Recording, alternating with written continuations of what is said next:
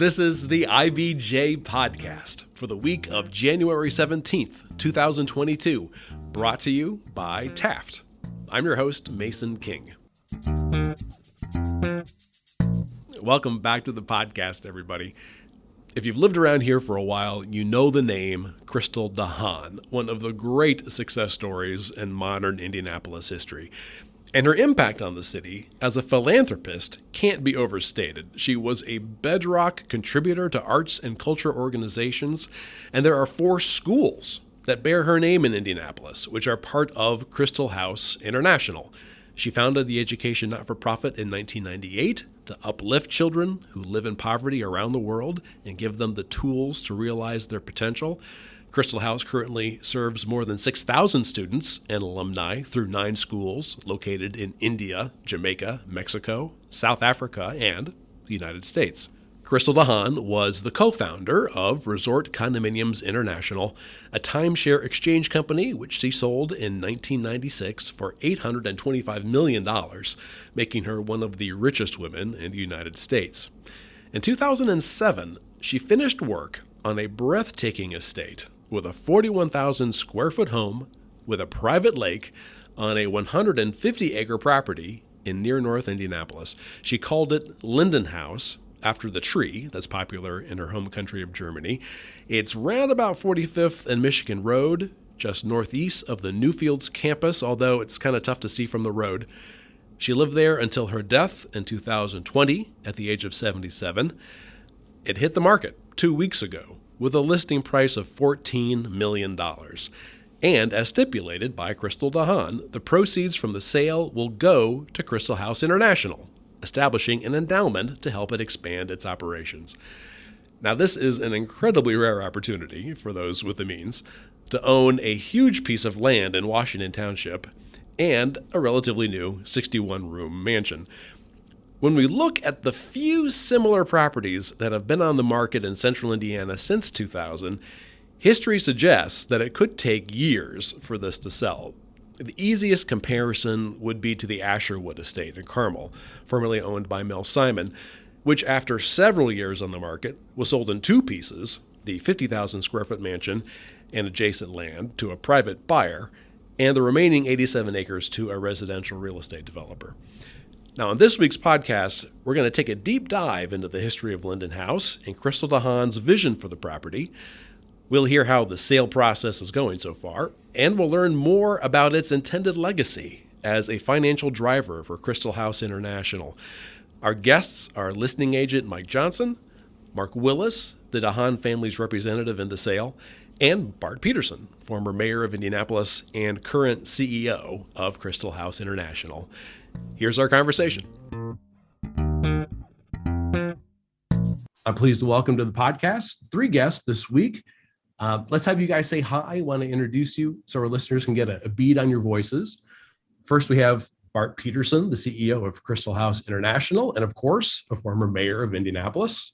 Bart, thanks for coming. Hi, Mason. It's nice to be here. Thank you for having us. Sure. Now, Mark Willis is the president and chief investment officer of CD Enterprises, which is the DeHaan family office. Hello, Mark. Good morning, Mason. Nice to meet you and glad to be here. And Mike Johnson is the Sothebys International realty agent who is handling the listing. And we also should say that it is co-listed by Stan Burton of Avison Young. Mike, thanks for taking time. Good morning, Mason. Thank you very much. Well, great. Well, this is a fascinating story. Obviously, there's a large real estate component, but it's also the key to one of the city's most respected education not-for-profits being able to expand on its work.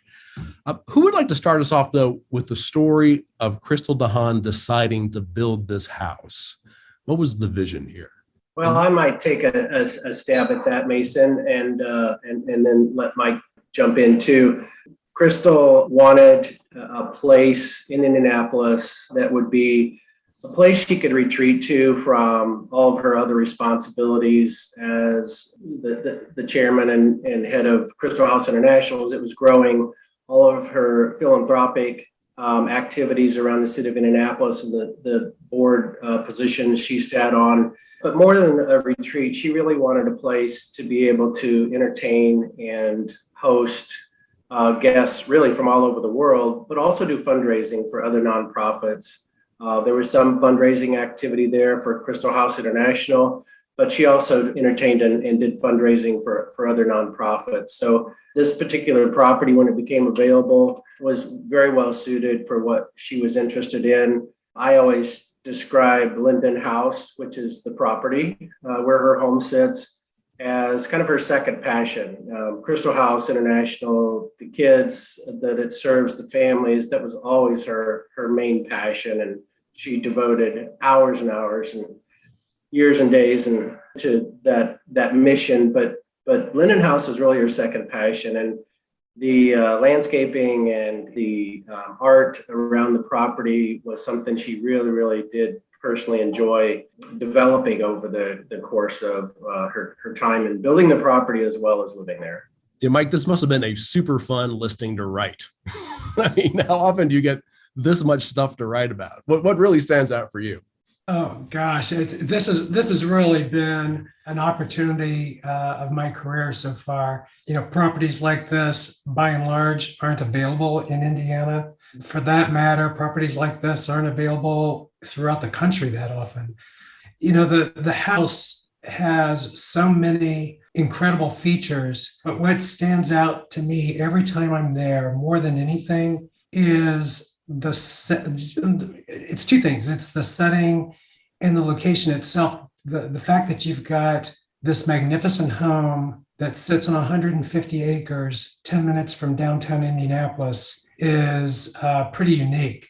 But as you move through the gates, you're really transported into someplace quite different. As you move through the gates, you get a glimpse of this 35-acre private lake, and you move towards the house. And because of the location next to White River and next to this lake, you have an abundance of wildlife and waterfowl. And that in combination with the formal and informal gardens, it really makes for a unique experience. Now, Bart, you probably were there several times. What is the effect as a visitor to this house of coming up that road, entering the house, and how adequate was it for fundraising? It was reasonably adequate. I went to a number of gatherings there, events over the years that Christel hosted, but when I came on as a full-time employee of Christel House International, Christel retired as the CEO. She remained the board chair of the organization, but she retired as CEO. And I took on that role. I came to meet with her once a week. And so there was a little sort of a shortcut. You could come up the side to get to the house, but I always went the long way because I just wanted to take that in. I never got tired of it. It kind of reminded me, I spent a number of years working for the governor in the State House. And every day I walked into the State House, I said, I'm really lucky to be able to work in this place. It's a beautiful, historic place.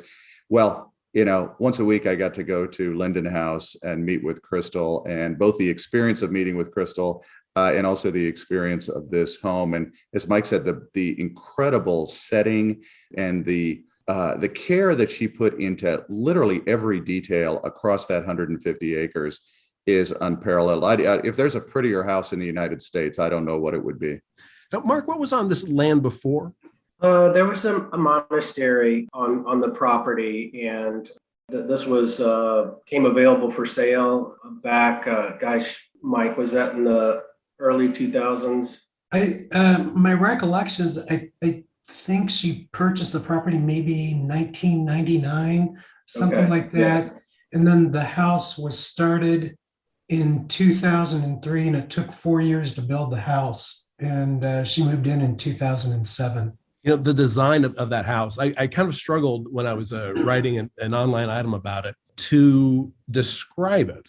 Mark, you have a sense of kind of what she was going for? I mean, there sometimes when I look at the pictures and I think, Italian vineyard. Other times it feels quite a bit more American. Do you ever have a sense of what she was going for? Yeah, really kind of a combination of the two, the Italian aspect, but then also some influence from United States. I believe it's called Palladium. Is that right, Mike? Yeah, architectural style.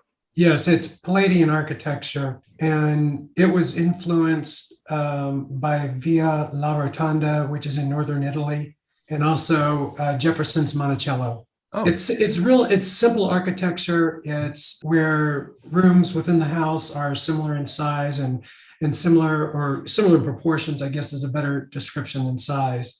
But it's simple, relatively unadorned architecture, which really provides a backdrop for what Linden House is, which is, interestingly enough, it's a combination of, as far as the interior goes, antiques and some modern pieces of furniture and classic art and modern art. It's really beautiful architecture that sets the stage for the interior that Linden House has, which is pretty amazing. and let me make sure I understand what's for sale here. It is both the house and the grounds, and that's altogether 150 acres or so? Correct. And you're offering them together. Correct. Do you want to make sure that the buyer intends to use it as a residence, or would you be willing to sell the whole shebang to a developer? I don't see it being anything other than a single family residence. And since we went live with the listing last Monday, we have had fantastic response. So far, all of the potential buyers that have looked at it have been looking at it as a single family residence. Can you give me an idea of where these buyers are coming from? Are they all local or? So far, everybody is local. I did have a conversation yesterday with a couple from California that are intending to fly here possibly today or tomorrow to take a look at it. And then 2 days ago, I had a conversation with a gentleman from Germany about the property. It's hard to say where it's going to lead, but we're starting to get traction outside of Indianapolis, but so far it's been local buyers. Now, there's a good deal of art and furniture that I saw in the pictures of the listing. Is that included, or will those be sold separately, or is that just an amazing job of staging the house? It is not staged. That is existing furniture and art, but the property is being sold excluding the art and furniture. However, the art and furniture is available to a buyer. I mean, it's the way it's put together. It's hard to imagine someone starting over from scratch to furnish and that home. I suppose it's possible, but it certainly would be a task. And it's so beautiful the way it is. But as Mike described, we have the home for sale with the acreage. Art and furnishings are available also for purchase. Okay, let's take a quick break to hear from our sponsor. This is the IBJ Podcast. Taft, today's modern law firm. With more than 625 attorneys across 11 offices, we provide solutions to the business issues facing middle market and emerging companies alike. We do this through a highly collaborative and inclusive team approach. Taft, the modern law firm. To learn more, visit taftlaw.com.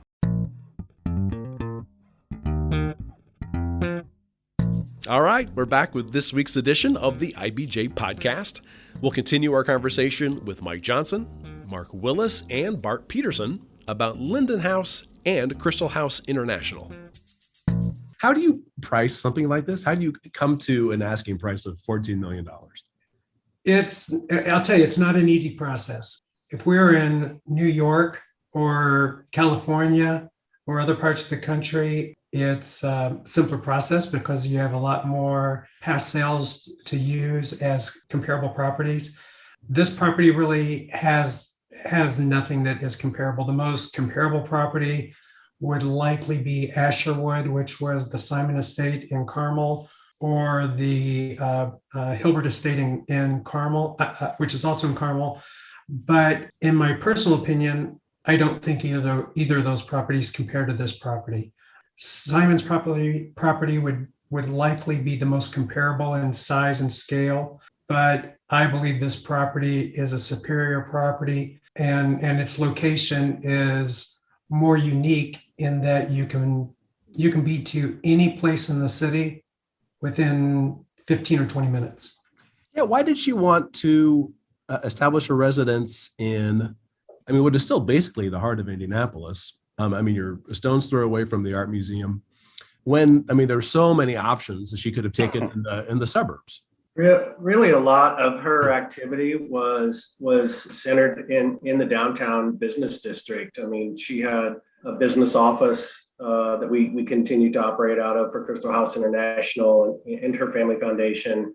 And she wanted to be close to downtown. I mean, she spent a lot of time downtown on business, but also on pleasure, enjoying the arts that are presented in many venues around downtown Indianapolis. And the convenience to the airport, the art museum, and then the property itself was unique in terms of being that close and adjacent to downtown. It was very, very convenient versus, driving to the far north side or far south side or something like that. Now, Mike, you brought up Asherwood, which the Mel Simon estate at 96 and Ditch. That had a 51,000 square foot house and about 100 acres of land. Correct. The Hilbert Mansion was, I think, 25,000 square feet on 33 acres of land at Carmel. I'm going to throw in Scott Jones's mansion, which is about 24,000 square feet in Carmel. I don't know what the land was. The common thread in all three of those was that it took a long time to sell those houses. Asherwood took, I think, from the point it was originally listed to when it sold, and that's a whole long story, but it's 7 years. I think Scott Jones's house was 3 years. The Hilbert Mansion was probably, 5 years. Right. I mean, that's a long lead time. Are you guys prepared to wait that long? I quite honestly, I don't think we're going to have to wait that long. I think that this property stands out in terms of location and quality above those three properties. And I think that's in part why we have had such an incredible response to it. Every inch of this property is in perfect condition. Every hedge is beautifully trimmed. There's not a weed any place on the property. And it's a property where you can walk in the front door, and if you didn't buy the furniture and art, or even if you just had other furniture of your own that you were going to use, you move it in place and it's ready to go. There are no renovations that need to be made. It's quite a unique property. And then one of the other common threads is, I don't think that we were privy to how much Asherwood sold for, but we know that the house sold separate from the land, which went to a developer. But both the Hilbert house and the Jones house, I think they went for quite a bit less than what they originally were asking. Is there a floor for what you guys are willing to accept? I think when all is said and done, it will not surprise me if this property sells over list price. Is that because of how kind of nutso the market is, or do you think it's really just the quality of the property? It's the quality of the property. When you come in, as you walk through the home, you have things like solid mahogany and doors throughout the house. You have mahogany floors throughout the house. Everywhere you look, whether you are looking down a hallway, you have a view of a beautiful piece of art, or you look in any direction and you're looking out these beautiful mahogany doors and windows, and you see the lake, and you see the river, and you see the gardens. That's quite different. I was in the Asherwood estate, I was in the Hilbert estate, I was in Scott Jones's estate, and this is a different type of property. A question just occurred to me. So we have three guys here. Who decides when to sell the house? Well, that more or less drops to me. And timing is really driven, has been driven really by the estate settlement process. And we're at the point where we were able to list the property and move it forward. According to Christel's wishes, she wanted the property sold and the proceeds maximized as much as possible so that those proceeds will be combined with other assets to continue to support Christel House International and the kids and the families that it serves. And Christel House has a very interesting strategic planning process going on right now in order to figure out new ways and current ways of continuing to serve more kids. So we serve over 6,600 kids around the world today. And Bart can talk more about this, but they really are pushing to find ways to open more schools and serve more kids in a variety of ways, because we know the Christel House model works. So, Sure. Yeah, Bart, now my understanding is that this would, the proceeds from this sale and some other things would establish an endowment. Is that right? Yeah, that's right. So among Christel's many incredible gifts to Christel House, including other parts of her legacy after she passed away in 2020, she intended for this house and the proceeds from its sale to go to Christel House International to support our expansion. And this is something that she and I and the rest of our staff and our board talked about quite a lot about the importance of getting the Christel House model that, as Mark said, is proven effective over now 24 years. It's been 24 years since she founded Christel House. It's been proven effective. We want to bring it to more kids. We feel our team feels a moral imperative to help expand the availability of the Christel House model to more kids because we knew that's what Christel's vision was. So where would you be looking to expand, and how many more students would you be able to serve? Well, we have 5 schools, 5 international schools right now. I could certainly imagine that being doubled in a relatively few years. So less than a decade from now, I would expect to see twice as many Christel House schools outside of the United States. That's really where our focus mostly is. We would potentially seek opportunities inside the United States, including here in Indianapolis. But our main focus on expansion is outside of the US. And we are currently in India, where we have 2 schools, South Africa, where we have a school in Cape Town, Mexico City, and then our newest school is in Jamaica. And every one of those countries is interested in seeing us expand there. And then there are some other countries that we'll be looking at as well that are not currently places where we have schools. So this is part of our planning process that we're in the midst of right now, but we're also moving forward at the same time that we're planning. For example, our Mexico City team has been gearing up for expansion for the last couple of years. And so we've really shifted that into high gear now. I would think it's very likely the next Christel House you'll see will be in Mexico. Do you necessarily need to have this house sell in order to be able to move forward? It's not essential for everything we need to do, but it is certainly part of our expansion planning. The proceeds from this will be very meaningful for our ability to move forward at an accelerated pace. Yeah, just at the moment, you don't know exactly what it would sell for, so it's hard to imagine. No, but I'm taking Mike at its word that it's going to sell very well. My freedom being held to the fire. Okay. Hey, do me a favor, Bart. For folks who aren't familiar with Christel House International, just briefly outline what is unique about that model. Yeah, so Christel believed, she traveled all over the world when she ran her company, RCI. And not only did she see condominium resorts and other places where middle class and upper middle class and very well-to-do people lived, she also saw the poverty that often was adjacent to the places that she visited. And her eyes were wide open and her heart was open. And she wanted, after she sold the business and became a very wealthy woman, she wanted to devote herself to giving the young people who came from really the bottom of the economic ladder around the world in the places where she had done business an opportunity to, as she put it, have a seat at the table of life.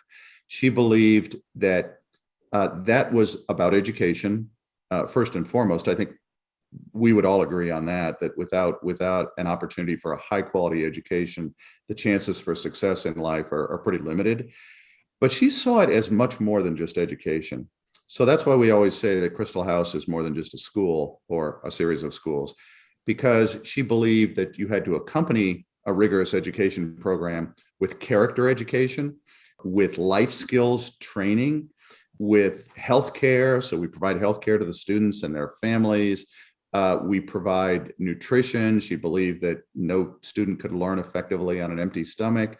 So that children get 2 full meals a day and a nutritious snack before they leave in the afternoon. She believed that we had to include families to lift up the entire family. And then finally, probably the most unique part of the Christel House model is the college and careers program. So we stick with the students for 5 years after they graduate from high school. There are a lot of great schools around the world, that many of which serve students from similar backgrounds to those that we serve. But the typical model is you shake hands with the students and hand them their diploma at the age of 18. And that's the last you see of them until they come back to visit and say hi. We are sticking with them. We have a formal program that sticks with them for 5 years to help see them through a 4-year college or university program, if that's what they choose to do. And the majority of our students do, but not all of them. We support them just as much if they choose to go into a vocation or right into the workforce after high school. And then, the idea is that we'll stick with them through that first year in the workforce as well, if they do finish a 4-year degree. Now, when the founder of an organization passes away, it can be a pretty traumatic event for the organization. It could be time for reevaluating this direction. And I assume, the big question that people ask themselves is, well, where do we go from here? So in the last 18 months, how have you been able to set the future course for Christel House? Was the roadmap so clear that you really didn't need to second guess anything? Well, I would say yes and no. The yes part is that Christel was very clear and spent a lot of time not only putting this in writing, but also talking to all of us associated with Christel House about, what her intentions were, what she wanted. And she sort of laid out certain non-negotiables. But she also, the flip side is, she also was very clear that organizations have to evolve and grow and innovate. And she put this very bluntly. She said, I don't want to rule from the grave. She said, when I'm gone, you're going to have to do some things differently. I want you to do things differently while I'm still alive. And she wanted to see innovation and growth. Am I right in understanding Christel funded personally the overhead and fundraising for the organization? Is that right? Yeah, that's correct. And yeah, she put us in a position where we could tell all donors that anything they contributed would go directly to educating kids. So now that she's gone, is there a mechanism in place to continue funding those things that she personally was funding? Yeah, I'll let Mark talk about that, but the answer is yes. Yeah, to Christel's credit, she did an amazing amount of very thoughtful estate planning. And to that point, she did pledge during her lifetime and after that she would fund general administrative operating expenses, fundraising expenses, and any fundraising shortfalls, so that donor dollars, when corporations or individuals give money to Christel House, it goes directly to the kids and the families and makes a difference in the lives of those folks. So we have, through all that planning, just a new process. Instead of Christel making those grants and gifts to Christel House during her lifetime, she set all the appropriate things up in place that will continue to happen after her lifetime. Well, I've taken a lot of your time. Mark, I've got one more question for you. As the decider on selling the house, does it matter to you who you sell it to or what they plan to do with the property? First of all, I'm not the total decider. We actually have a board of directors that is involved in that decision. So, and thank goodness, because I don't want that entire responsibility myself. But we'd love to see it used as a single family home for a family to really enjoy. Christel loved the property and enjoyed it. We'd love to see a similar family situation at the end of the day. However, Christel knew and that there was always the potential the property could be used for something that we never thought of. And she and I had a lot of discussions about how the property might be used, in the future and what it might be used for. And we thought strategically often about how to position it so that it could be maximized in some form. And at the end of the day, we're really interested in getting as much for the property as possible. And that's what Christel wanted, so that those assets can be used to support Christel House. So you potentially could have an Asherwood scenario where somebody has the house, but some of the acreage could be developed by a residential developer potentially. That is a potential option, yes, that you could see that outcome. Well, guys, thank you so much for making the time and doing such a great job sharing responsibilities of speaking. That's probably the smoothest podcast ever. Thank you, Mason. Thank you. My thanks again to Mike Johnson, Mark Willis, and Bart Peterson.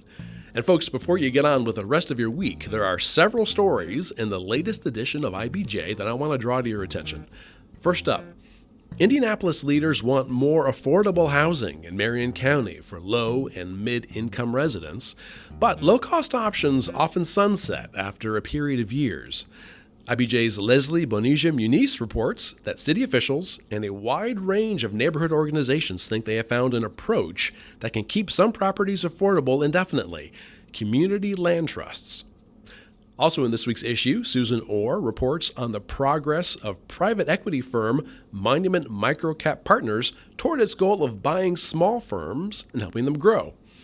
And Dave Lindquist explains how long delays at vinyl pressing plants are affecting Indiana-based recording artists and music stores who cater to fans of the resurgent vinyl format. You can read these stories in the latest print edition of IBJ or online at ibj.com. It's a little easier said than done, but I can guarantee you access if you're a subscriber. It works out to about $2 per week for all of the latest news about local business and politics, plus all of IBJ's data about the central Indiana economy and corporate community. Just seriously, it's a really good deal. Just go to ibj.com and click on the subscribe button. Thanks again for making time this week for the IBJ podcast, which is edited by Leslie Weidenbender. I'm Mason King. Hang in there, everybody. We'll be back again next week.